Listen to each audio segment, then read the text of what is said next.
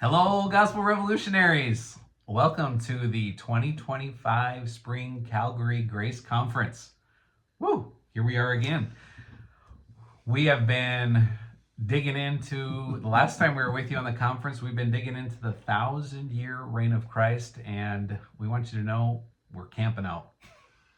We don't seem to have a reason to move. I think God himself is going to have to move us off of this, as people say. This has been tremendous. This gives a framework for the gospel of peace and the gospel of grace that absolutely ensures that we are not going to fall back into legalism again. One of my biggest concerns more than 3 decades ago was, what can I do to keep this from falling back into legalism? Because you have one generation that's very legalistic, and then the next generation comes along and says, man, that's harsh. Oh, but look, I didn't know about this. I didn't know about peace. I didn't know about grace. And then they go with that until they raise kids, and their kids start looking for something more. And some preacher tells them, oh, did you know you need to sell everything you have and give it to the poor, like I was approached with, and donate your underwear, and everybody's underwear becomes everybody else's underwear. It doesn't say that per se, but that's what we did. So we're very excited to bring this, the rest of this series, just for ourselves, number one. But what we are doing here is bringing a framework to this in the 1,000-year reign, never taught before in the last 2,000 years, that is recorded and survived. We do know that if this would have been taught, they would have been executed. There is no doubt about that. There were ones who were executed for way lesser crimes than the crime we are committing against Christianity, and they will consider this a crime against Christianity. But we simply are shining the light on Christianity. Many people get nervous about not being called Christians, but Jesus never called you a Christian, and Paul never did either. So why get too upset about it? So we're going to go through this. We've come to a point, and Daniel's going to explain to us what we are intending to accomplish here. Everybody needs a goal, right? So we want you to understand what this pursuit is all about. I want to mention my goatee. I haven't even told Daniel about it. Have you noticed? It's much darker. It did. Now, it's like I'm advertising products now. And you can buy this at the Gospel Revolution. This is not dye. It's a very strange product that I found and I found out I've been using it for 3 weeks, but it claims to go in and regenerate the melatonin, not the melatonin, what brings color to your skin? I can't think of the name. You failed me. It regenerates that in the root of the hair, so you don't have to use a different color for different colors of hair. It's stupid I'm talking about this, but I know everybody's going to notice. So I've witnessed that the gray that stayed on the top stayed gray, and it's the part that's growing out that has color in it. So this has been quite amazing. I really was not bothered by my gray hair, but when I saw this silly product, and every time I shave the top off, there's more dark underneath. So I don't know if it works the way they say it does, but it is happening the way they say it does. All right, you don't even have to pay for that part. But the transformation you have to pay for. So, but Daniel is going to explain other transformations and why we're doing this. You've already sat through 30 sessions then, right? Yeah, I think 30. 30 sessions of the 1,000-year reign. We never dreamed, never, ever. Every time we do this, we think, where are we closer to the end? And all that happens is that it opens up even more, and we see very clearly we've got to do way more. So we just came to the realization completely, concretely, that the revelation is about the 1,000-year reign of Christ. So let that blow your mind just a minute, though, because we got to have your attention back again. I used to teach that it was a glimpse of what was happening behind the cross as it was taking place. But we know that it is now a glimpse into the 1,000-year reign, as that's what it brings up. At the end of this is the 1,000-year reign and the 1,000 years that Satan is bound. Reframed by pseudographicals at the front of Revelation and the end of Revelation to make it eschatological, a future event. But you take the end caps off, which were added, and suddenly you have an incredible revelation of the 1,000-year reign. We're not even going to talk about that. Daniel, what are we going to do? Well, I just want to make a comment for those of you who may have tuned into this and you haven't watched or listened to the previous 30 episodes. Where this all started was actually back when we went through the Revelation. I think it's been a year and a half, maybe 2 years ago now. And we left that conference with the question of, where is this 1,000-year reign of Christ? And it was right here in Clarksville, Tennessee. We sat and talked about it, and we were asking the question about, okay, if the work finished at the cross, what happened 1,000 years before that would have marked the beginning of the 1,000-year reign of Christ? And we came upon the King David and him taking the throne, the scepter of righteousness, and that ruling for 1,000 years. And we have learned just recently in the recent episodes, sessions that we've done out of Genesis 49, that scepter went from King David up to Jesus, the son of David. And so that is the span in which the 1,000 years that we have been working in, and realizing all of the wonderful stories that have been laid out, prophesied, that all brought us up to the death, burial, and resurrection of Christ. And every time we look at every single one of these, it all tells the same story. Every way we look at everything that fell into the 1,000-year reign of Christ, it all points to the death, burial, and resurrection of Christ. And so what are we doing here? I think it just gets back down to that we're glorifying the cross again. We're glorifying the death, burial, and resurrection of Jesus again, because Christianity has taken the 1,000-year reign of Christ and postponed it. Preterism has taken the 1,000-year reign of Christ and postponed it past the cross.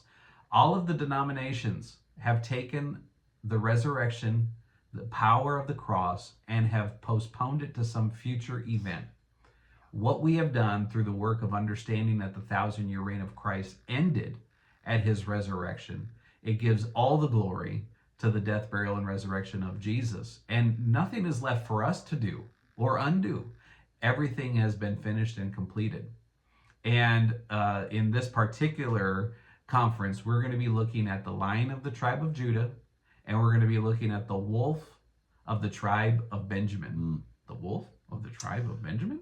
The Wolf of the tribe of Benjamin, who ever heardeth of him? But it's there, it's clear, it is so definitive. We're kind of jumping ahead, mainly because so much of our research has naturally come here. As Daniel and I were talking about what do we do in this conference, we knew it was going to have to continue in the 1,000-year reign. And as we looked ahead here in Genesis 49, we saw that he gets to this description of this wolf and Benjamin, the very same that the tribe of Judah was assigned its spirit animal. Benjamin got the spirit animal of the wolf, and I jest, of course, But for those that are into those things, this might make that a little bit more appealing. This was their spirit animals. All right. I'm not offended by it. If you are, throw it away. The understanding of this is so profound. As you guys know, I have admitted that I fought against this for 53 years. I'm going to, if I haven't already, post a photo of me I found online. Someone was taking photos of me when I was 19 years old and living in Puerto Rico. And what an amazing time in my life of learning and things I've had to unlearn.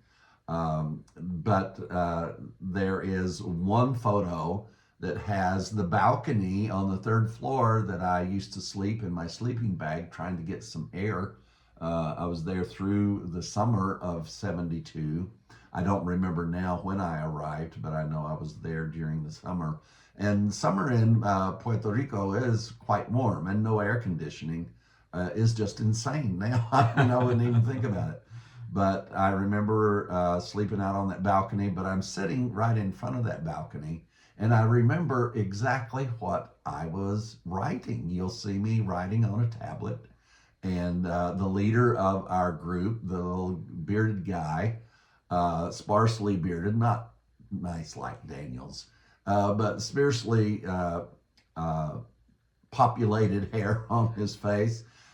He was the leader. I remember him very well. He was quite an obnoxious little guy.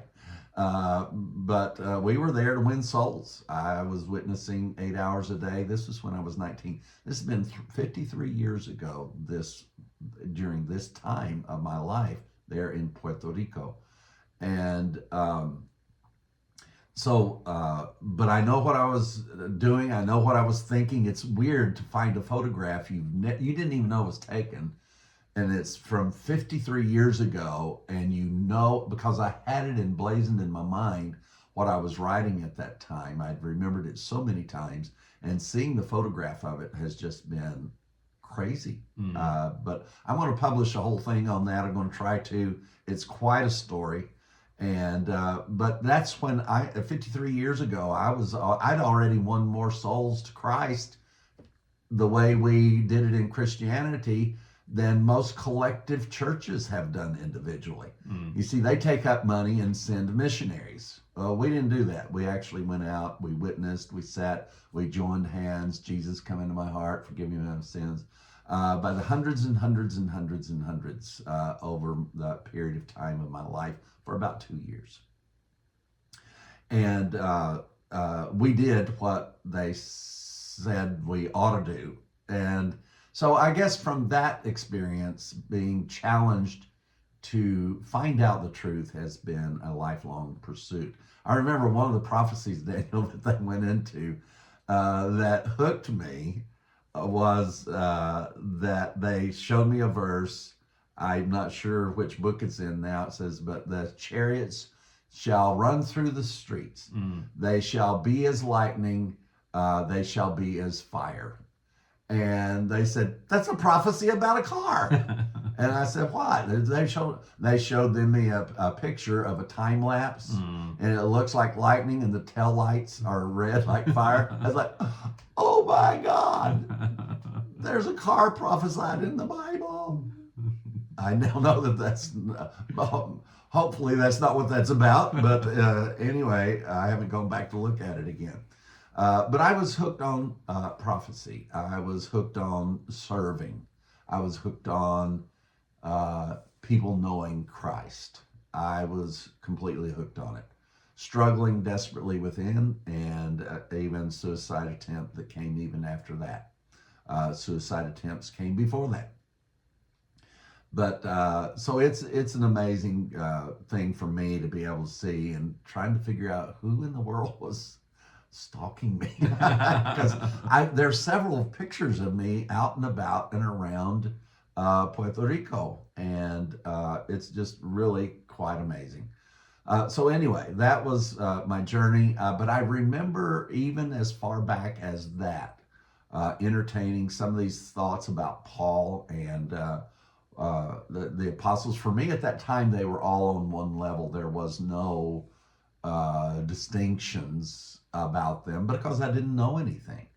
But what you're going to learn today is the distinctions and the callings and what God Himself and Christ says each of these people's roles are. You're going to learn about 10 tribes that have been called the lost tribes. You are going to learn about Judas and the fact that he was called of God. So you see, Judas gives us a hint that just because they were called of God doesn't mean that they were called of God to do fantastic, wonderful things. In fact, Judas did a terrible thing and betrayed Jesus. But it was prophesied that he would do that, and for what amount that he would betray Jesus. We are going to hear about Stephen, who was martyred with Paul's laying down his robe. That was a consent from Paul's authority to stone. He stood there while Stephen was being stoned to death. You're going to learn about James and his very unique situation, separate from all others, and Paul's very unique situation, separate from all others. So Daniel, how do we get into this? You're going to have to take the reins, take the helm. I don't know if we're steering a ship or guiding a wagon, but you're in charge here. Well, I think we should start where we have been working from. And if you've been following along with the 30 sessions that we have done so far, we're right in the middle of Genesis chapter 49. And Genesis chapter 49 is a prophecy from Jacob, also who came to be known as Israel, telling his 12 sons about what would happen in the last days.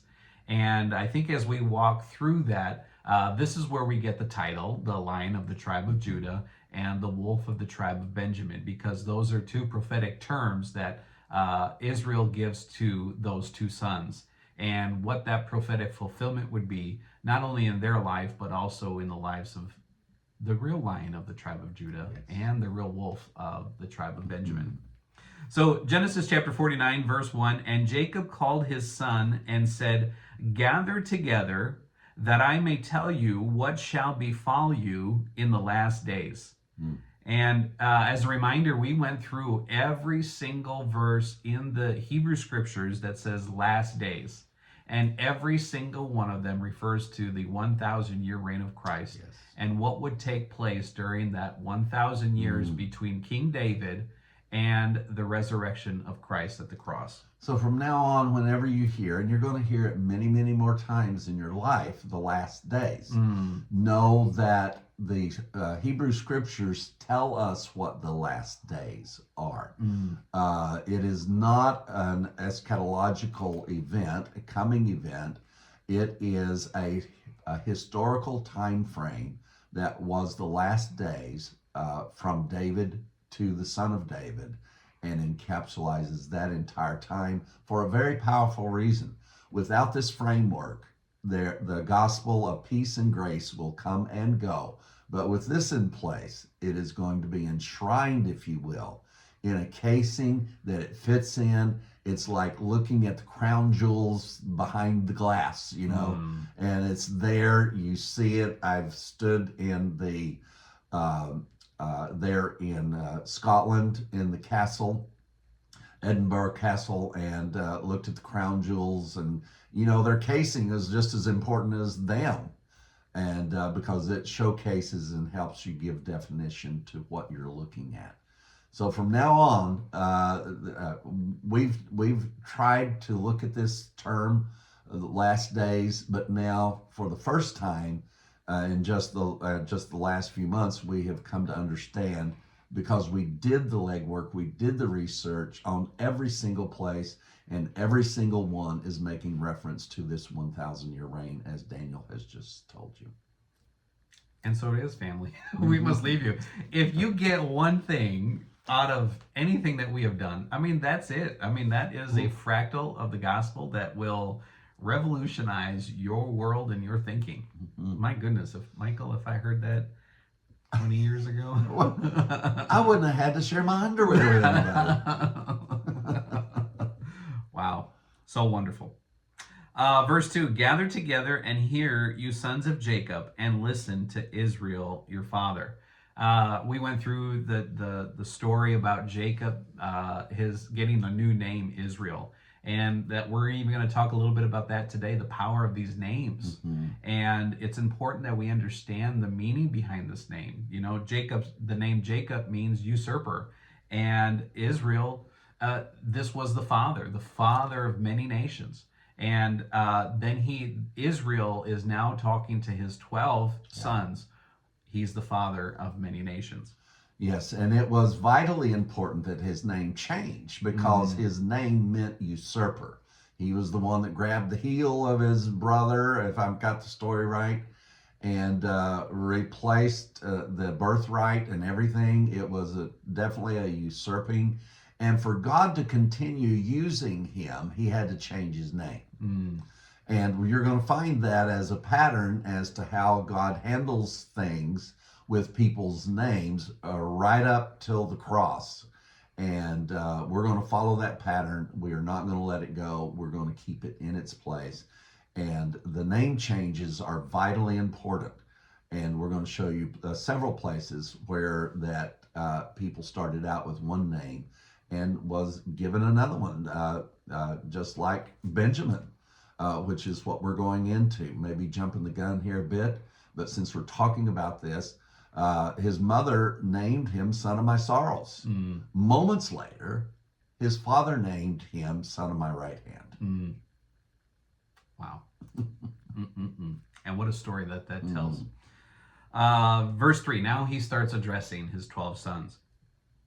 Reuben, you are my firstborn, my might and the beginning of my strength, the excellency of dignity, the excellency of power.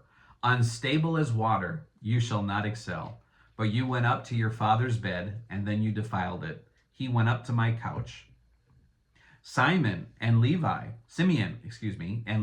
are brothers, instruments of cruelty, and their dwelling place. Let not my soul enter their council.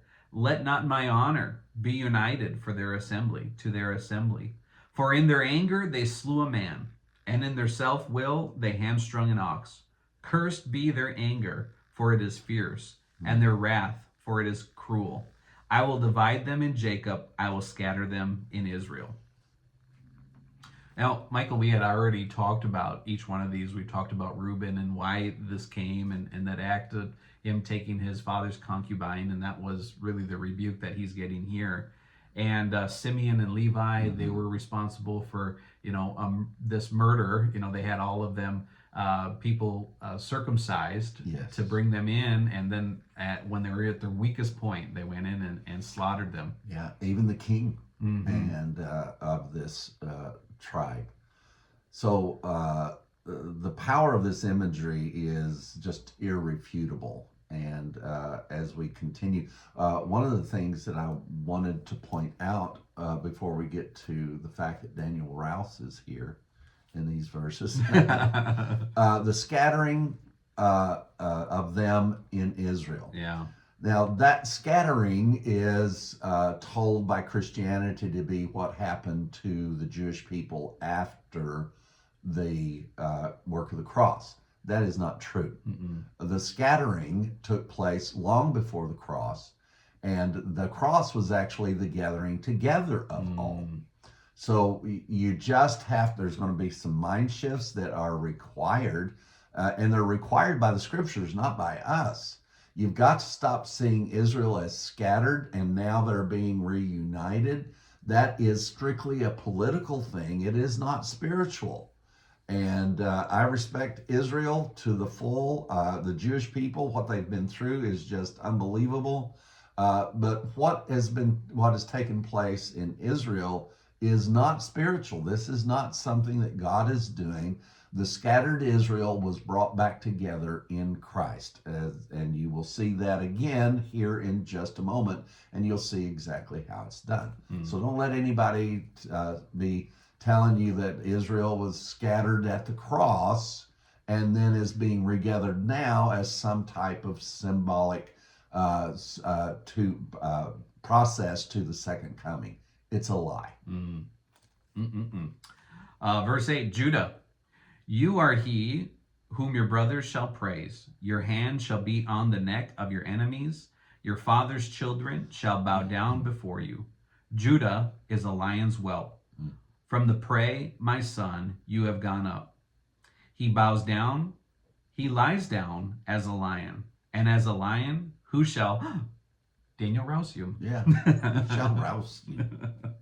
The scepter shall not depart from Judah. That's the scepter of righteousness. Nor a lawgiver from between his feet, until Shiloh comes, and he shall be the obedience and the gathering. We learned that the King James version says gathering, and the New King James says obedience. And we found out how powerful the two of that meaning is, because that's what the word really is. A marriage made in heaven. The gathering and the obedience Yes. of all the people. Binding his donkey to his vine, and his donkey's colt to the choice vine. So this is where the lion of the tribe of Judah is shown to us. Yes. And this is where we get that spirit animal Yes. of the lion of the tribe of Judah. Yeah. And we'll be talking more about that in the sessions to come too. He washed his garments in the wine, and his clothes in the blood of grapes. His eyes are darker than wine, and his teeth are whiter than milk. Zebulun shall dwell by the haven of the sea. He shall become a haven for ships, and his border shall adjoin Sidon. Issachar is a strong donkey, lying down between two burdens. He saw the rest was good, and that the land was pleasant. He bowed his shoulder to bear a burden, and became a band of slaves. And we've just been through, as you start this conference, we've just been through these verses up until now. Dan shall judge his people. There I am again. Yeah, Dan the judge. And one of the tribes of Israel. Dan shall be a serpent by the way. Oh, that's your spirit animal. A viper by the path, that bites the horse's heels, so that its rider shall fall backward. I have waited for your salvation, O Lord. Gad, a troop, shall trample upon him, but he shall triumph at last. Bread from Asher shall be rich, and he shall yield royal dainties. He likes dainty foods. Naphtali is a deer let loose. He uses beautiful words. They all got a spirit animal. Yeah. Joseph is a fruitful bow by a well. His branches run over the wall. The archers have bitterly grieved him, shot at him and hated him. But his bow remained in strength, and the arms of his hands were made strong by the hands of the mighty God of Jacob. From there is the shepherd, the stone of Israel. And by God of your father, who will help you, and by the Almighty, who will bless you, with blessings of heaven above, blessings of the deep that lies beneath, blessings of the beast of the womb, breast of the womb, and the blessings of your father have excelled the blessings of my ancestors, up to the utmost bound of the everlasting hills. They shall be on the head of Joseph, and on the crown of the head of him who separated him from his brothers. What a lot of story that we have to get into that on Joseph for sure. And then verse 27, Benjamin is a ravenous wolf. In the morning he shall devour the prey, and at night he shall divide the spoil. All these are the 12 tribes of Israel, and this is what their father spoke of them. And he blessed them, and he blessed each one according to his own blessing. Thank you, Daniel, for getting us through that. And the power of this, let me tell you, my neighbors decided to shovel snow. So, Snow. Yes. We are in Calgary, aren't we? Evidently. So the scraping on the concrete out there is nothing I can really do. But this is an incredible insight. Now, remember all of this, just like the Zebulun, the land that Zebulun was going to get, is exactly there. It's still called the land of Zebulun. and Naphtali, which is also there. And remember, when it talks about the valley of the shadow of death, that is that land. And that is where Jesus's ministry took place, is the land of Zebulun and Naphtali. That's why it says that the people of Zebulun and Naphtali have seen a great light, because that is where the ministry of Christ. You can't make this stuff up, folks. It's just too incredibly detailed to pass it off as those old Hebrew writings. So the thing that this has done for us now, we've gone through all 12 of these tribes. So to narrow this down, Daniel, we need to go into one segment of this, which has already been stated that they were going to be scattered. Who was he talking about, and what was going to happen, and did it happen, or is it a future event? Yeah, so you probably heard the terminology, and we have referenced it many times, about the 12 lost tribes. 10 lost tribes. 10 lost tribes, sorry. Yeah, the 10 lost tribes of Israel. And what happened to these 10 lost tribes? So we see that it just said that these are the 12 tribes of Israel. And why are we in this conference looking at two? That the Lion of the tribe of Judah and the Wolf of the tribe of Benjamin. Because those two were the two that weren't lost. Yes. But what happened is that throughout the Israel's history, as it came about, and we've been looking at this with the exile to Babylon. When they were exiled to Babylon and fell under the Persian Empire and all of that, when Israel came back together, there were only two tribes that came back to Jerusalem to rebuild the temple.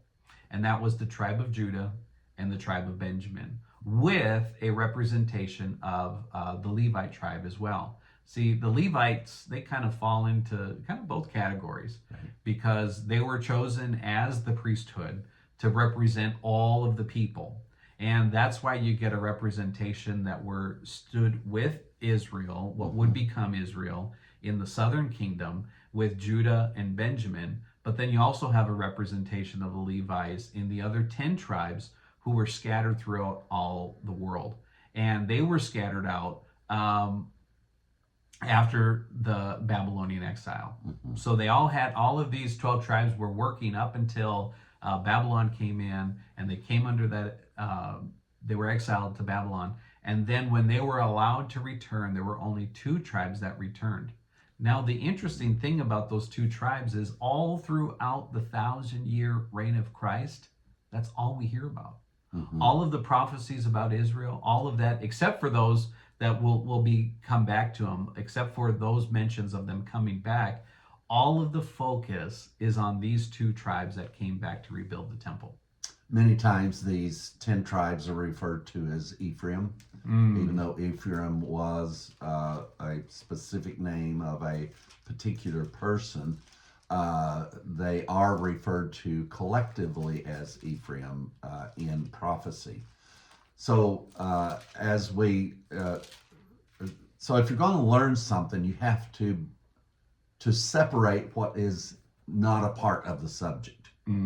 So what we're doing first off is letting you know that 10 tribes are not even, when you read the word Israel from here on in, it is not even talking about the other 10 tribes at all. They were absorbed into the Gentile world. And they married Gentiles. Just the same as at the feet of Nebuchadnezzar, that the Roman Empire, Herod himself marrying the granddaughter of the high priest and trying to mix his authority and legitimize his authority over Israel by marrying them. His 3 sons married Jewish women, and all the way down. So that's the reason that we do not go down the path of the destruction of the temple in 70 AD, because that's not where the genealogy goes. It just does not go there at all. We see the attraction to it because it gives a physical point for people to anchor themselves with a finished work of the cross. The problem is it also opens the door to other eschatological perceptions beyond the cross. So we're not drawing the line at the cross. It is God himself and Christ and the prophecies of the 1,000-year reign and all of the updates. 70 weeks of Daniel was simply, I hate to say just simply, but it was an update to the 1,000 years. It was an update. The Nebuchadnezzar's image was an update. The four beasts were an update. So all of these fit, and they all culminate with the death, burial, and resurrection of Jesus. One of them brings us to the birth of Christ. So all of these fantastically bring us to the end of this 1,000-year reign. And all of these nations, none of these empires existed when you go down through the 70 weeks of Daniel, or the vision of the statue or image that Nebuchadnezzar saw, and Daniel translated that. None of these kingdoms these were hundreds of years before they ever existed. And right down to the feet of iron and clay, the attempt to mix the Roman Empire with the nation of Israel was the feet of iron and clay. You are the potter, we are the clay. We don't think it takes a theological discussion to determine this. The image made it very clear that this was the Roman Empire. The Roman Empire was symbolized by iron, and the nation of Israel, now down to just 2 tribes plus the Levites, is now described as the clay by God, by them. They all knew they were the clay. Some reason we don't know they were the clay. And the destruction of all of this also culminates at the end of the 1,000-year reign.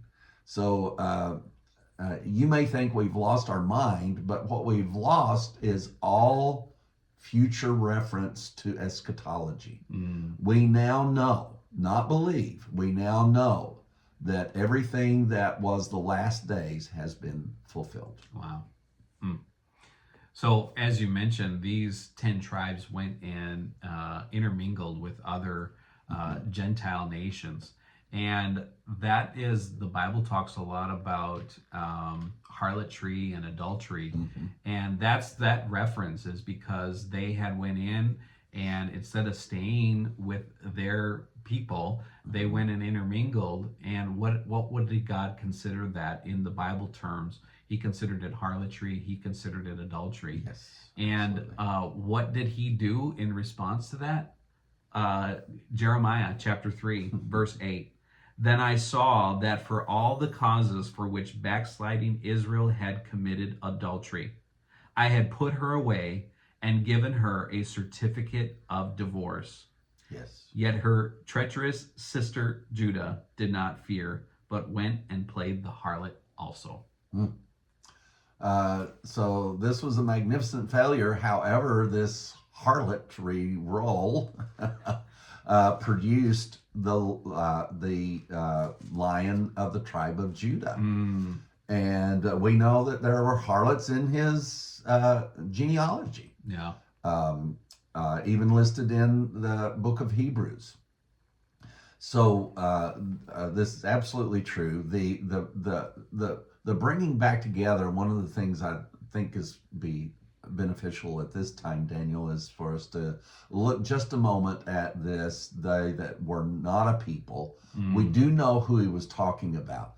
So Daniel, do you have those verses for us? Yeah, so this is Hosea chapter 2 and verse 23. Then I will sow her for myself in the earth, and I will have mercy on her who had not obtained mercy. Who is her? The bride that he divorced. The divorced 10 tribes. Yes. Then I will say to those who were not my people, you are my people. And they will say, you are my God. Yeah, and we kind of have Paul quoting the daylights out of this at the end of chapter 9. I've been saying chapter 10, please pardon me. But Daniel, what does that say? I think Paul quoted it pretty much verbatim, didn't he? Yeah, he says, I will call them my people who are not my people, and her beloved who is not my beloved. And it shall come to pass in that place where it is said to them, you are not my people, that they shall be called the sons of the living God. Wow. Now, the implications of this are way beyond just anything service.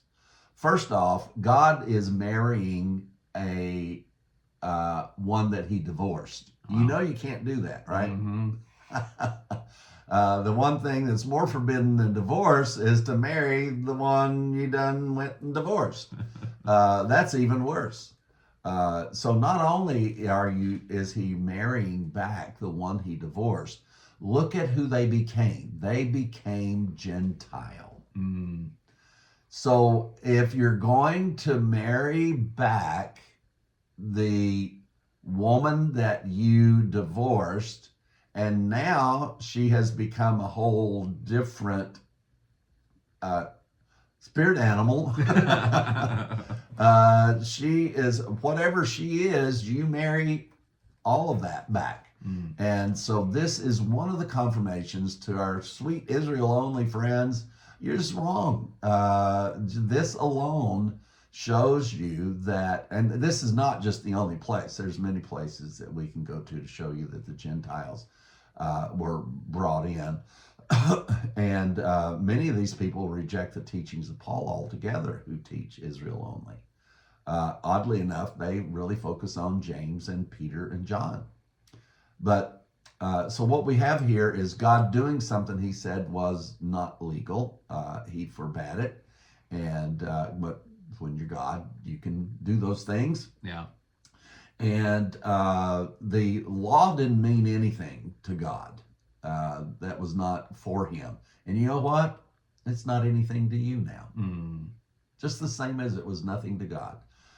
So if you divorce somebody and you want to marry him back, with great caution, just go do it again if you want to. Again and again and again. But there are no spiritually legal consequences to that with God or Christ or the church, as far as that's concerned. It's a problem for Christianity to even have a divorce, but it's not a problem spiritually. What we have on this side of the cross. So this is a powerful, powerful picture that we want to convey to you. This marrying back of the. I used to read through this, and I'll call them a people that aren't my people, who was a people who aren't a people, and it's like blah blah blah. You know, why are you saying it this way? Well, he was saying it that way to specifically zero in on these 10 tribes who had become Gentile. They were just completely absorbed over hundreds of years.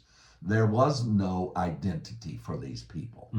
They had lost their Jewish identity. And God says that he's going to bring them in. To do that, he must bring the Gentiles.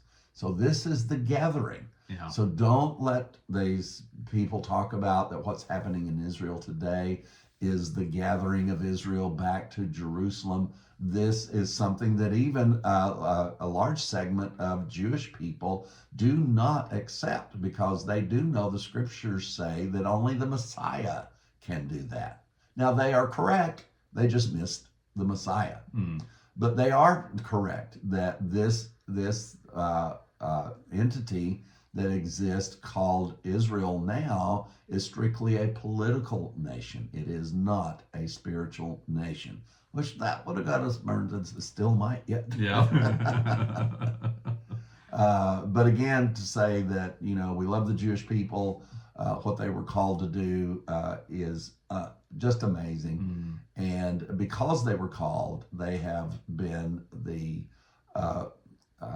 thing that has been blamed for everything. I mean, back in the Dark Ages, they were blamed for the plague, that it was the Jews that caused it. So everything's the problem is the Jews. With Hitler, the whole problem was the Jews. And let me tell you this, if you are a part of the gospel revolution and you have any semblance of anti-Semitism in you, you better hide it, because we will depart. I will not. Daniel will not accept the influx of people into what we are doing now, who are anti-Semitic, or you've got any group of people that you think are separate because they cannot be in Christ or they are not included. We realize everybody's on a journey. We will not tolerate racism. We will not tolerate people speaking openly to where that people are getting hurt. It's not called for. It's not warranted. This is the gospel of peace, and it's the gospel of grace, and it is applicable to this very moment that we are in. So what we're going to do now is look at what happened between this time of the divorce and of the remarriage. What happened when these 10 tribes were divorced from Israel and when they were gathered back together. And what we see is in motion is we see two tribes at work, the lion of the tribe of Judah and the wolf of the tribe of Benjamin, with a representation of the Levites, the priesthood. And as we read in Genesis 49, that the law will stand between the feet. And that Levite priesthood was always there, always working during this time before and after. Michael, there's another group of 12 that kind of come to mind when we think about the 12 tribes of Israel. Yes. Because when Jesus came on the scene, he picked 12 disciples. How does that kind of flow into this? Is that a representation of what happened here? Well, we are kind of required by the scriptures to accept that analogy and that comparison. So the only thing we can do is carry it out.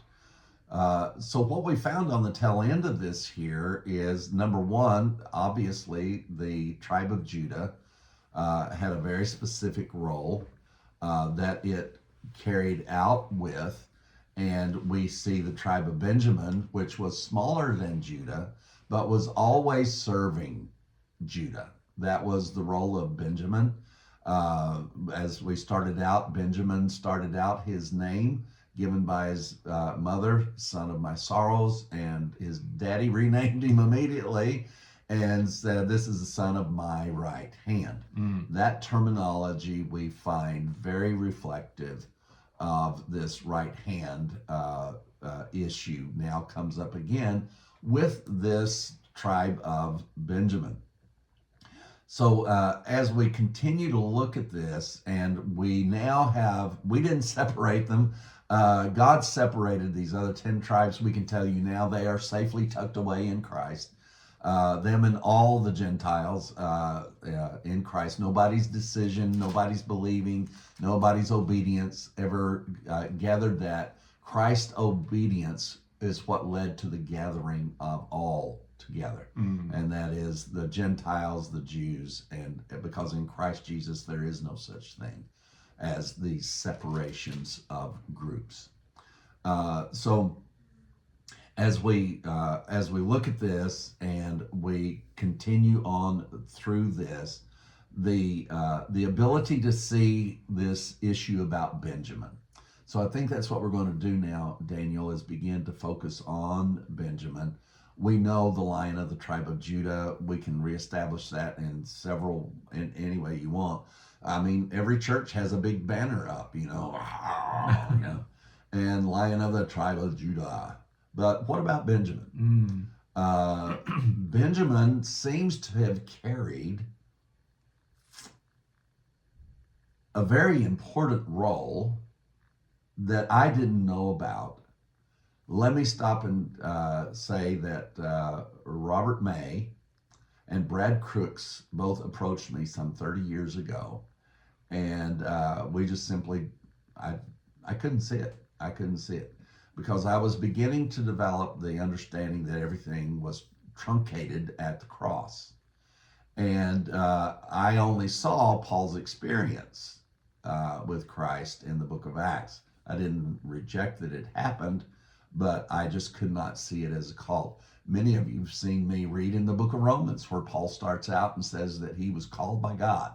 And then later he says, oh, you're called too. And I said, see, Paul wasn't saying he was called specially. He was called with us. I mean, I couldn't see the barn from the door. I mean, goodness gracious. I don't know where that came from. But anyway, The the power of this understanding I left out after it had been introduced to me 30 years ago. And I want it known that, and of course, these guys have said we don't need credit. We know, we understand, we got the feeling. But the fact of it is, here at the Gospel Revolution, when somebody does something or teaches something, we say who we got that from.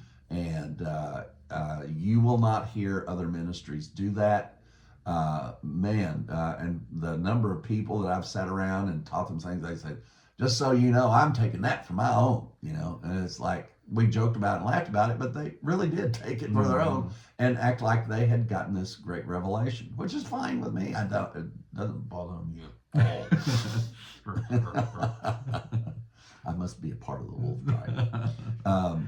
But anyway, the power of this is that we have genealogy, which is explicit from Adam down, exactly who, where, and which branches went off which way. We've got this beautiful chart over here that has broken it all down, and we'll show that to you at some point. I think we already did that.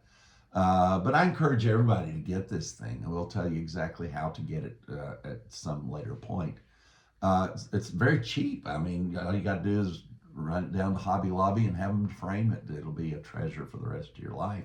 And you can make reference to it so easily as you look at this, and it puts the picture of the genealogy. So prophecy is guided by genealogy. Genealogy is guided by names. Every single name meant something. And without exception. I mean, you saw Don Bartlett. I had a thing where I went with ChatGPT, and it's got a little thing called Scholar on there. And I had it to identify a list of names somewhere in the genealogy of Christ. And I said, okay, now what are these definitions? And it gave me the definitions of all the names. I said, now write a story. And it did. Yeah. It was just because it was obvious to it that this was a story. And so these names mean something. Please don't throw away the tools. If you're working on something, you need the tools. Don't throw away the tools and try to do the job, because you're going to be like me trying to gnaw the screw off the top of a bottle for my grandson. So, gosh, I look for my pliers everywhere because these things are so tight. I mean, it's like it was tearing my hands off. And I looked for the pliers, couldn't get it, so and something cracked. Yeah. I'm just glad it wasn't my teeth. So yes, I try stupid things. So don't try stupid things anymore. Keep your tools for the gospel. And get all these things to open up just quite naturally and let them speak to you. So we have the prophecies that are guided by genealogy. We have the genealogies that are guided by the names. The names are very specific.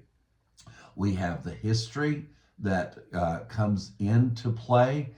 We have the 1,000-year reign that frames this entire subject up to the cross. And we have only 2 tribes now to look at. So from now on, when you think Israel, think Benjamin and Levi. So we do know the role, as we've said, that Benjamin played, that Judah played. What role did Benjamin play? Once again, the very first one, named Benjamin, had a name change. And I wonder if you can remember Paul's declaration. He's the only one in the New Testament who declared his tribe. Jesus, of course, was declared repeatedly to be the Lion of the tribe of Judah. But isn't it interesting that Paul made it absolutely clear that he was a Pharisee of Jews, a descendant of the tribe of Benjamin. And he's the only one that identified himself with his tribe. There's a couple I think Jesus called one of them Levi. It is a speculation that they may have been from the tribe of Levi, but there is no assertion that that is the fact. But Paul self-identifies as of the tribe of Benjamin. The beginning of this tribe, also Saul, King Saul was of the tribe of Benjamin. So just to give you just some bookends, proper bookends, if you establish their own bookends, you can go down any path you want. But you've got to make sure that the framing and the structure is set by the scriptures that you're learning from. Don't set your own agenda. Don't set your own framework. It's just like our friends saying you've got to view everything through the lens of love. And that's just not true. The moment you look through only one lens, you are not going to be able to resolve anything because you're going to define everything through one subject. And as I've been, I've developed a form of psychology that I think that goes along with the gospel, and it's called the multiplicity of complexities, and taking everything into consideration, letting these, I see plates spinning on top of, that once you get all of this going, and you, instead of focusing in, all psychology teaches you to focus on, get rid of everything else and focus on one thing. Well, you're most likely going to come up with not a good solution and not an accurate answer to your problem. But there's something about this. Daniel had this happen to him at the bus company the other day. And there's something about focusing, and even as I've told you, my daughter and I were talking, she said, Dad, I'm just overwhelmed. I'm overwhelmed. And I said, well, what is it? And she mentioned one problem. And I responded to her, and this is where all this started with me. And I said, honey, sounds to me like that you're not overwhelmed. You are hyper-focusing on one thing. Maybe you need to drop back and take all things in. All Things Considered, I think, was a news program. And so this multiplicity of complexities has become a guide, if you will. I want to teach this psychology to the world because this psychology is not taught at all. ChatGPT wasn't taught anyway. So because all of them teach just the opposite to that. But if you will consider everything about the complicated things of your life, it's like, no, I'm overwhelmed. No, you're not overwhelmed. You're not taking into consideration all things that need to be considered to be able to make a decision. Because if you do that, the answer will present itself. Daniel, I think it's worth you telling your little bus story. So my role at Lamers is as a dispatcher. So I'm responsible for making sure that there's drivers assigned to every bus route and every charter that goes out. So on any given day, we have over 150 routes that go out of our terminal.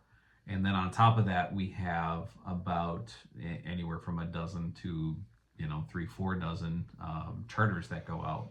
And a charter versus a route is a school group, going for a sports game or going for a field trip or something like that.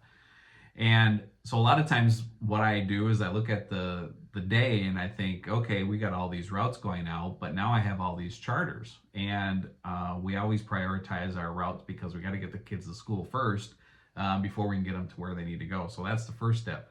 But then you go in and you try to fill in, where do you put all these charters? How do you get these drivers in? And a lot of times what's happening is the routes are overlapping the charters. And so you look at it and you look at a charter and you think, I don't have a driver. I don't have anybody here because it doesn't fit into the schedule for the day. But as Michael was saying, as you focus in just on the single charter and you think, how am I going to ever get this to work? How am I ever going to find anyone to do this? And it dawned on me at work just what Michael was talking about. So I took my perspective and I looked back. I took a step back and I looked at the full day. I looked at every route and every charter together. And what did that look like? And as soon as I did that, Michael, there was a gap. And that gap was exactly the gap that I needed for that charter. And it showed itself out. Well, it's beautiful. I think it's worth sharing that story. This psychology of the multiplicity of complexities presenting its own answer is this is a psychology that I have developed. This is a logic that I have developed and or observed. Let me say that because things that are real are not created by man, they are discovered by man. Mm. And just like the first forms of logic, simple logic, linear logic, and the others, comparative logic, those are the three basic ones. These philosophers did not create these, they observed them. So even as this philosophy is now being developed by me and Daniel, this philosophy is only being observed, but we could not observe it. Why?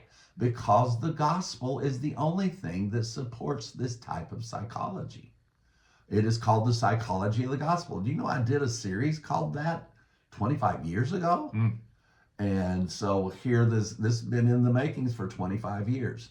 The multiplicity of complexities being brought into focus will create and present its own answers. You don't have to go struggling to find them. That's all free too. Wait till you get to the expensive part. So Daniel, this Benjamin, so we now have Saul, who started this, Benjamin started this line out, but before the beginning of the kingdom that God put the scepter, God did not put the scepter into Saul's hand. That was the king the people asked for, demanded a king. And then God took that and said, okay, I'm going to give you a king now. And he gave them David. The people requested that Saul, so God anointed him. God followed through with kind of their plan, if you will. And then he became the one who persecuted David. So at the other end of this, we have another Saul. And that Saul was come to be known the one who persecuted David, the son of David. And even the appearance of the Son of David, Christ, asking this question, Saul, Saul, why persecutest thou me? Wow. It doesn't become any clearer, the bookends of this tribe of Benjamin. Mm. So the very beginning of this tribe of Benjamin, we see the very person, name change. We see the very first king, Saul, and then we see the last Saul on the other end of the 1,000-year reign with a name change from Saul to Paul. Wow. So we have David to Christ. Mm-hmm. We have Saul to Saul, who became Paul. Yeah. We're making all of it up. It's not real. And the whole time a representation of the priesthood. Yes, and the lawgiver, which that's what the Levite tribe was a representation of the keeping of the law. Yeah. And they were the ones who kept the Torah. They kept all of these things implemented and running and functioning in the temple. And we've brought out to you the fact that the Talmud, a strictly Jewish anti-Christ group that were known for the people who wrote these things, had rejected Christ as the Savior. But they were responsible for recording the history of the temple. And it is recorded in the Talmud. You can ask, you can probably find it on Google. Google's kind of dumb, but probably find it even there. But the Talmud records that the temple stopped functioning. It doesn't say the same day that Jesus died, but every reference means the same day that Jesus died on the cross. It stopped the very same year. They know that for sure. And the temple never functioned properly again. Spiritual things weren't spiritual anymore. Stone doors that were probably tons each. 2 doors that had to be closed at certain times. And they couldn't close the doors of the temple. Mm-hmm. They would go and all the men would close these doors. They could not open or close without manual manpower. But they would go back and they would be standing wide open again. Mm-hmm. because once the door was opened, it was never to be shut again. Wow. Yep. So as Paul is playing this role, and that's definitely something we're going to get into as the sessions progress, there were a group of people who we identified that have worked against Paul. And those are the disciples of Christ. So we have the 12 tribes of Israel, and then we have the 12 disciples that Jesus chose. And Michael, it seems as though that the picking of these 12 disciples is a continuation from the old covenant into the new covenant. It's a mirror of the 12 tribes of Israel. Do we think that these 12 are representation of the 12 tribes? Well, we're required to accept that. The Revelation tells us, Jesus spoke of them concerning the 12 tribes of Israel. And we're going to go into those because there's some sounds very conflicting information in some of it. But we do know that they were a mirror image of the 12 tribes of Israel, and we are told to compare them. So the one thing that we learn, let's take a couple of these guys right here at the as we're getting immersed into this. Let's take Judas. Can you be called of God and end up doing bad things? Not only Judas, but goodness, look at these 12 tribes. They got things so wrong that they had to be absorbed into the Gentile world. So if we take that, how do we end up with 10 opposing Paul and the 10 tribes? How would we compare those? We're just going to see. So we had Judas who betrayed Jesus. Now remember, they replaced Judas. I've said this wrong on past sessions. I was saying Stephen, and it was not true. They replaced Judas by the drawing of lots.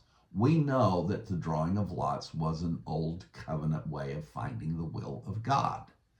And we know that through the work of the cross, that all of those things, the temple stopped working. Drawing lots stopped working. It didn't work anymore. All of the things about the heifer and all of these things, they just didn't work anymore. And so what they did by not having an understanding, they surreptitiously, I don't know if that's the correct word, but they inaccurately chose somebody and they replaced him with Matthias, who is never mentioned again in the entire New Testament. Oh, here we got it. Matthias is coming. My third great grandfather was named Matthias, and so it's a treasured name in our family. But Matthias was never heard of again. Never did anything. It's like, oh, thank you guys for including me. I'm going home to dinner now. And I think me and my wife are going to move out of Jerusalem, in fact. But and that's my made-up history. But he's never heard of again. So effectively, there were 11 left after Judas hanged himself after betraying Jesus, as the prophecy foretold. So you see, deifying the apostles simply because they were chosen, Judas kind of proves that may not be the case. Being chosen doesn't mean did it right. Being chosen may have been doing it the way you were predestined to do it. So Judas did betray, and Judas did hang himself. I know people that go into great theological depths to try to figure out how the betrayer of Christ made it into heaven, and if there's a heaven to go to, he made it, believe me, because Christ brought everyone in, and Judas would not have been left out, regardless of suicide. So, and you hear other preachers say he's burning in hell right now. I mean, we hope to help you come out of these arcane backward, unintelligent persuasions. They're just unintelligent. They're non-gospel. They really are completely unintelligent. So then the other person we want you to consider is Stephen. And Stephen was martyred, you remember. And the other thing I want you to remember about Stephen is he saw Christ standing at the right hand of the throne. That's one of the things like, something wrong with our vision here. And people say that Jesus stood up just to rejoice at his stand, and it's all conjecture. The only thing we do see is Jesus is not seated at this time, and he is standing for whatever reason. We're not going to try to imply anything one way or the other. The only thing we're going to tell you is that he is not seated when he is seen in this position. We are going through the explanation of that seating. It's others do talk about it, and it has its place. So we will be covering that material. So you know as well as I do that Saul was at the stoning of Stephen, and it says he even laid down his robe. Now, what does that mean? That was confirmation that this was a state-approved and a temple-approved assassination. Folks, just because things are approved of by the government doesn't mean it's the right thing to do. Doesn't make any difference whose government it is. But your conscience should be guided by the way we treat people, not by who happens to be in authority. It doesn't make any difference which country we're talking about. That is true across the board. So the power of this leaves us with just the replaced disciple. If we accept Matthias as the replaced one, then the stoning of Stephen leaves us with another disciple. And many people do teach that the one who laid down his robe for the assassination became the apostle, not the disciple, but the apostle that would have replaced Stephen. We don't know that that's accurate. We don't know that it's inaccurate. We try to stick with things we know, things we can read and tell you. This comparative is functional. It doesn't mean that it is, quote, scriptural. But what we do know is that same man, Saul, declares that he was chosen from his mother's womb. Do you know there's only one other person in the entire Bible that claims that description of being called from his mother's womb, and that was Jeremiah. Now, I know that everybody preaches that you were called before you came out of your mother's womb. Thanks for playing. But that just isn't true. And your name wasn't given to you by God or an angel. Some of you poor folks, you need to go have your name changed. That's what I wanted to do when they told me my middle name was Littleborn. It's like, what? And who gave me this name? Your daddy. Oh, okay. So that means I don't like daddy, right? But now I love my name. And in fact, Don Bartlett thought it was quite ostentatious. I don't like that. I like ostentatious. So the power of this, the genealogy, the prophecy, the history, we're talking about history that was told before it happened. The Persian Empire was foretold before it, hundreds of years before it happened. The Greek Empire, the Roman Empire, all of them were foretold in these descriptions of these tribes, and during this 1,000-year reign, all of these were prophesied, and all of them were lived out, experienced, and collapsed. Every single one of them. So, Daniel, that's our bookends of this, with from Saul to Saul, Even as we went from David to David, we've gone from Saul to Saul. One before David and one after David. At the end, before the David at the first, there was a Saul. After the David at the end, there was a Saul.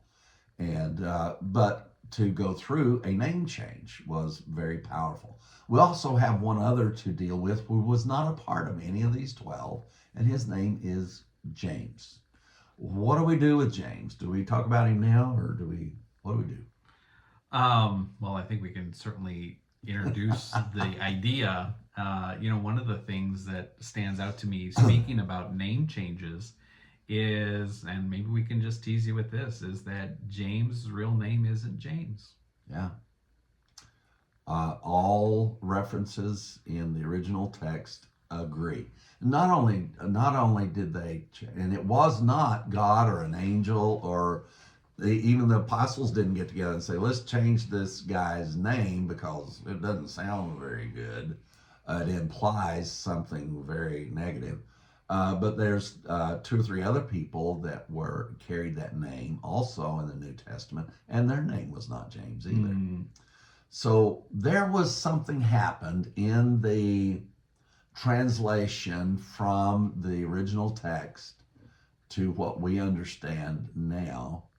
And they are the ones who changed the name Jacob to the name James. James is not of the Greek, it's not of the Hebrew. It has absolutely no connection to anything scriptural whatsoever. However, the name Jacob is very much identified by Scripture. Now, remember, we told you earlier that Jacob had to go through a name change. That name is so clear that God had to change that man's name for him to be anything else than what he started out to be. And that name is Jacob. That is the name of James. And that name means to be supplanter or usurper. Oof. Dum, dum, dum, dum. Now, so the thing that I think that we need to look at, so this is Mary's son. Catholics don't like that. I don't even apologize to you. You need to get your head out of where the sun don't shine and just accept what it says. So, did I just say that? Yeah.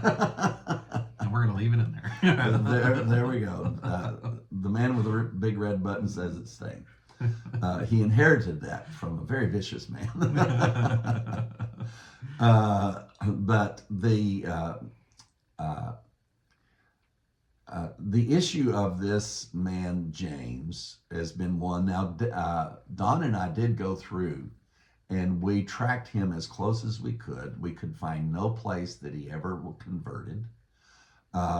We can find 2 places where that he mocked Jesus in his ministry, made fun of him during his ministry. We know that James was the brother of Jesus. And now here is the question we want to pose to you. Do you think that the woman who gave birth to Christ and was told by angels what his name would be, do you think that she would have had another son and not asked God what to name him? I think the chances of that are absolutely 0. I know she would have asked him, and because we were still before the cross, guess what God or an angel would have done? Would have done what every person who was going to play a role in this thing about the work of the cross and what that role would be. God or an angel informed Mary that this son would be called the usurper and the supplanter. Now, we find him come up in question in Acts 15, Acts 20. He is in charge.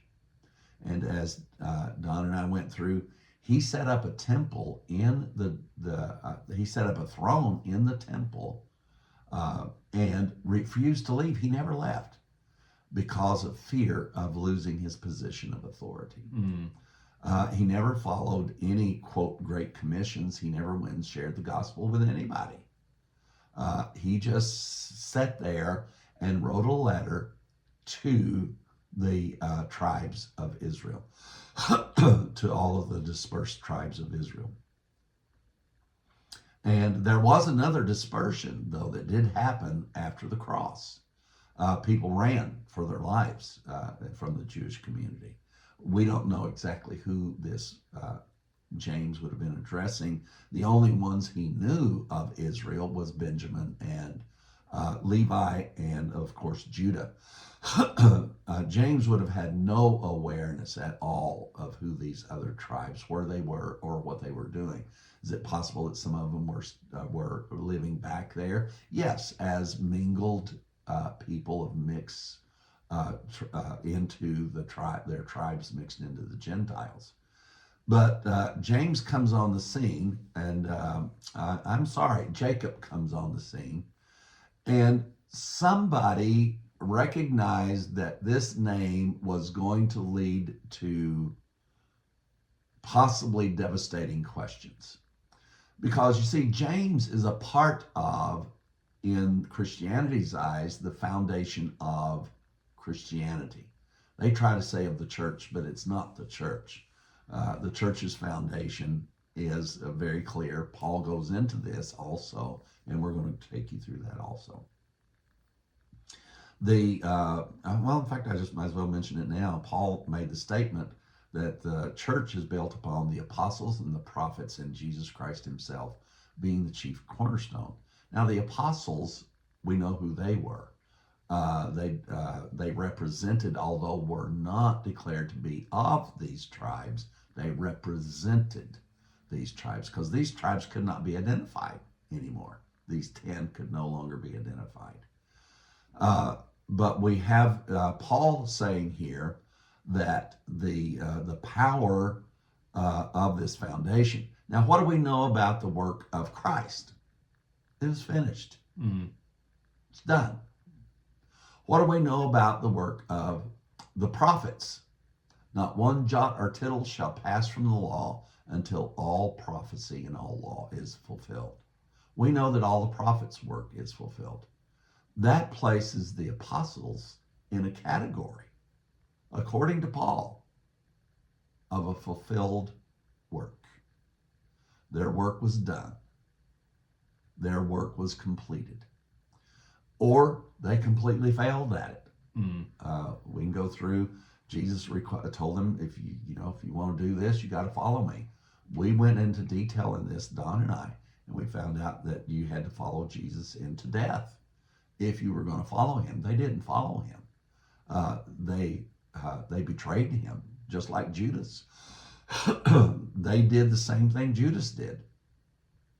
And except they were just very cowardly, and I can't say I wouldn't have done the same thing, but we can't change history and whitewash this. These folks, they deserted Christ. They did not follow up with any of the things he gave them to do. Daniel? Yeah, what exactly were these disciples called to do? We made a short list of some of these things that Jesus specifically told them to do. And what was the very first thing when he approached these guys? Follow me. Mm-hmm. And as Michael said, were we following you too? Well, ultimately, that was a road that led to the death, burial, and resurrection of Christ. Follow me to the cross. He even told them at another time, take up your cross and follow Mm-hmm. me. He told them to love people like he loved them. So they failed to follow him. They failed to love like him. And Jesus told them, deny me and I'll deny you before my Father. And we know exactly every single one of them, one after another, begin to deny Christ. And so then we're left with what is called the Great Commissions. We see these at the end of most of the Gospels and included in the book of Acts, and where they were told to teach what Jesus taught.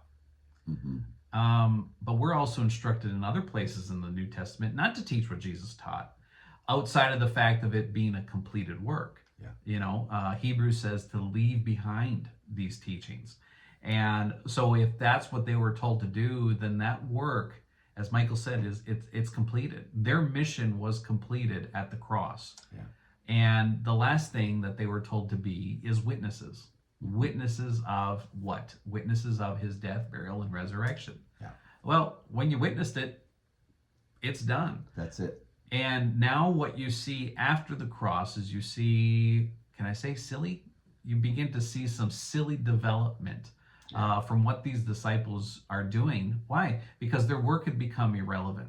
Their work had become, what was the point of it? Yeah. So that's why we get this creation of religion, this religious structure. That's why we get people laying all of their goods at the feet of the apostles. That's why we see them bringing in money to the apostles. This is where we begin to see this building of religion, because they were trying to carry on something that was already completed.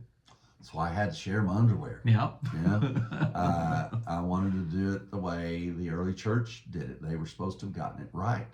If they got it right, there is no church on earth that's doing this.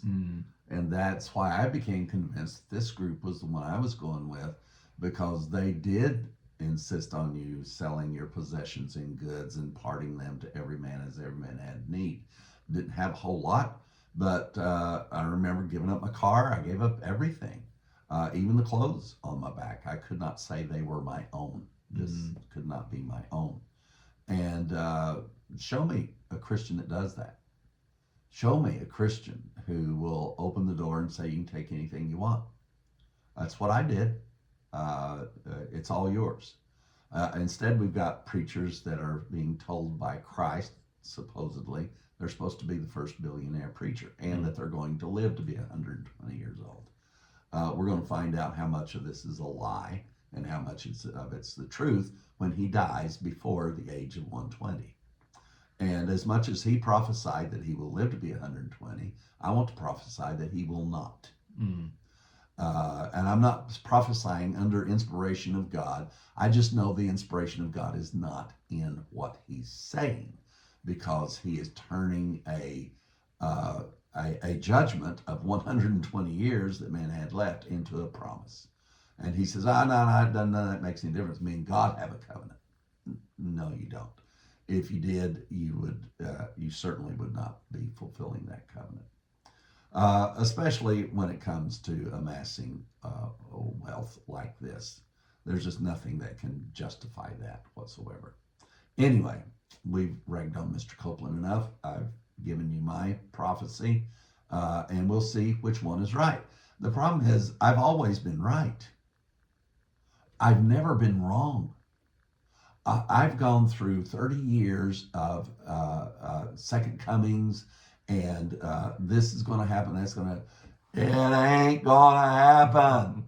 I've said it every time, Daniel. And I said, the only thing I ask is that when you find out that Oral Roberts is wrong, whenever you find out that what the 700 Club has said, when you find out that what they said was going to happen didn't, please just remember that I told you the truth and they lied. People don't remember. No. The delusion is so clear that even when you challenge these things, people are refusing to change their minds, even in face of the facts of current situations. I'm telling you, Kenneth Copeland is going to die before he's 120 years old. So, what do? We keep on going. But there is a powerful gospel. And this gospel was given, the mystery of it was given, according to Christ, was given to one single man. And this usurper usurped, and we find him being addressed by Paul. He tells Paul what he's going to do. He leads Paul into a situation where that Paul would have been torn to pieces and put to death. And the man in charge in the temple, even though that's where this radical attempt on Paul's life began, this man, Jacob, the usurper that was there, did not do anything to stop them, to prevent this. And once he was taken by them, he did nothing to stop it from continuing. Not one thing. That's why Paul appealed to the Roman soldiers. If he hadn't been arrested by Rome, he would have been killed by believing Jews. So that's what James had around him. James didn't have around him just plain Jews.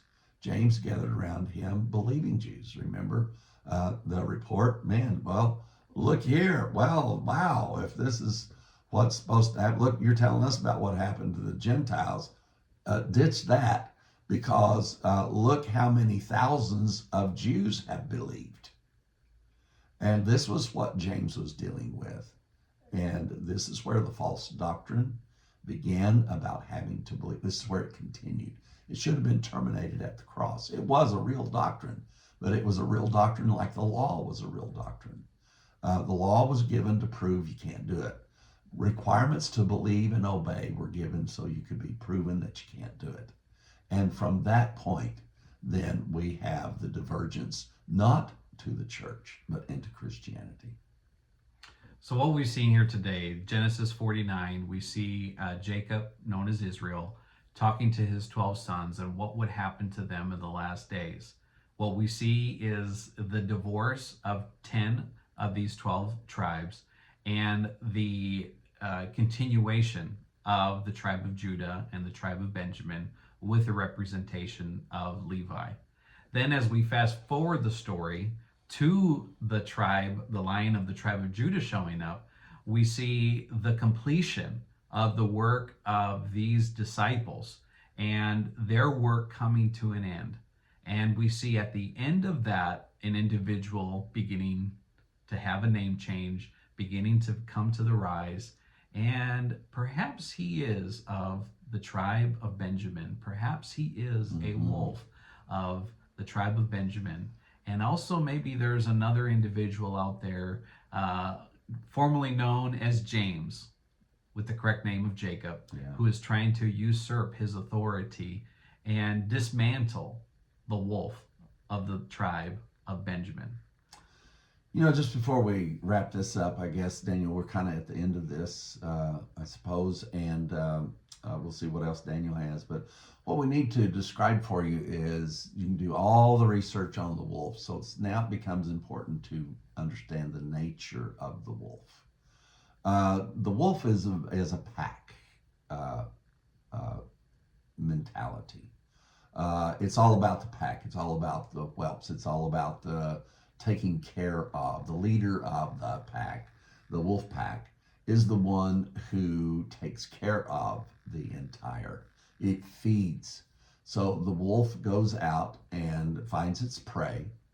Now, as it is ripping apart the animal that it has caught as prey, it pulls that apart, but they know now through research, then they've watched, that as it is pulling it apart, it's pushing things with its paw away from what it's going to eat and taking the nourishment it eats and determining what part goes to the whelps, what part goes to the ones that are a little more adult, the ones that are just a year old or a few months old. And as the wolf is tearing this prey apart, then it is also taking the same paws and with the teeth tearing into this, but it also taking the paws and then pushing this out to the whelps. You're going to see this all described very accurately in prophecy. So what we're telling you is that Paul was called by God from the womb. We are going to prove this to you. James was not called by anybody to do anything. And the only ones that changed his name was those who created Christianity, and they were afraid of the undermining of their cause. And we are undermining the cause of Christianity. In fact, we intend to see it dismantled. Not the Christians. There's wonderful Christian people. But this thing has caused havoc and has created so much murder. I mean, just between King Henry and his daughter Elizabeth, one Catholic, one Protestant, they ordered the execution of tens of thousands of Protestants because they weren't Catholic, and of Catholics because they weren't Catholic, and because they weren't Protestants, whatever way that works. But so you've got one king and his daughter. This was at the birth of Protestantism, and this is when this began to be spread around, and its birth is filled with blood. Its birth, and it's not just the Catholics attacking the Protestants. The Protestants were just as vicious toward the Catholics, and there's things that make them strange bedfellows, but they do become bedfellows occasionally. But I guarantee you, once they get what they want, they will turn on each other once again. Not to the point of murder, hopefully, but we have a recent history of this in Ireland. The Catholics and the Protestants. I mean, when I was in my 20s before that, or 30s even, before the resolve of this. Everybody was bombing everybody. The Catholics would bomb and execute Protestants, and Protestants would bomb and execute Catholics, until they finally just decided, enough. We're just stopping. We're not agreeing on anything, but this we're going to stop. Thank God, at least civility, not the gospel, came in, but civility came in. And sometimes civility is all you can settle for until the gospel gets there. You know, I don't like the term tolerate. I don't want to be tolerated. Neither do you. You want to be accepted. But until acceptance comes, we're going to have to settle for toleration, folks. And we are going to preach and teach that people at least tolerate one another and stop the hatred. Goodness gracious. It has no life, no place in life, and it has no life in place. There's none there. So this is the nature of the wolf, and we see this in a type and shadow between Saul and Paul, and we also see it in the life of Saul, who turned Paul. There's a perfect type and shadow, the devourer in Saul, and then we see Paul, but we also see that within the life of Paul himself, is that he devoured the prey, and the prey was the gospel for him, the scriptures. The scripture was Paul's prey, and boy, do we ever feel like we are the devourers of the scriptures. And man, I tell you what, we want to pull out as much as we can and share it with the world. So you're helping us do that. Thank you, guys. We're having a blast. Daniel? Just stay tuned. We got more on this. This is just our introduction, and we want to move on from this and start focusing in specifically on the Lion of the tribe of Judah and the Wolf of the tribe of Benjamin. Mm-hmm. So make sure you check out every episode, every session that's coming yet to come, and I'll be available on our YouTube channel, best place to watch it. Make sure you share it, make sure you like it, make sure you comment, send us your questions. We want to hear from you. And again, thank you for being a part of this historical conference that we believe will shake the world. And here at the very first of this spring conference, the title we gave you last fall, the pageantry of the 1,000-year reign, it's still there. The subtitle is The Lion of the tribe of Judah and the Wolf of the tribe of Benjamin. But the title is still the pageantry of the 1,000-year reign. See you next time.